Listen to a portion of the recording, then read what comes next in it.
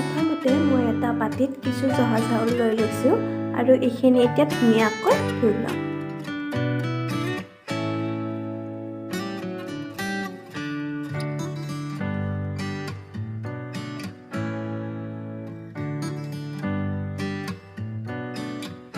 এতিয়া কেইটুকুৰমান পানীলাওৰ বাকলি গুচাই লৈ এনেদৰে চুৰিখনত চুকি আছোঁ যাতে ধুনীয়াকৈ মিহি হৈ যায়।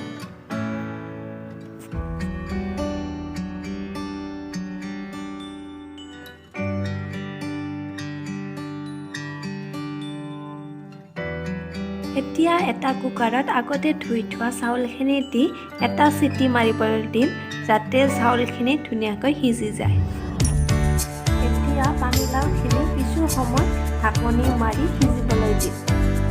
এতিয়া এটা চচপেনত কিছু গাখীৰ দি কিছু সময় উতলিবলৈ দিম।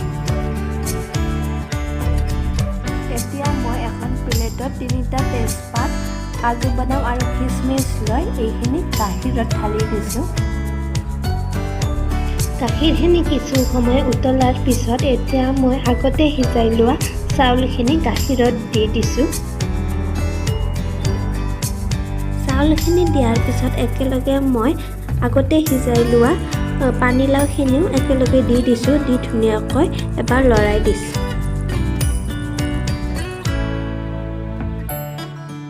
কিছু সময় উতলাৰ পিছত এতিয়া মই পায়সখিনিত প্ৰয়োজন অনুসৰি চেনি অকণমান দি লৈছোঁ।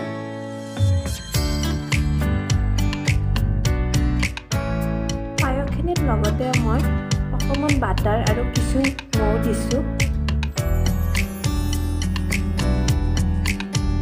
পায়সখিনিত সকলো বস্তু দিয়া হোৱাৰ পিছত এতিয়া মই হেতাখনেৰে পায়সখিনি ধুনীয়াকৈ লৰাই দি আছোঁ যাতে চাউল আৰু পানীলাওখিনি একেলগে ধুনীয়াকৈ মিলি যায়। কিছু সময়ৰ পাছত আমাৰ পায়সখিনি ৰেডি হৈ গ'ল আৰু এতিয়া মই ঢাকনিখন লগাই কিছু সময় এনেদৰে থৈ দিম।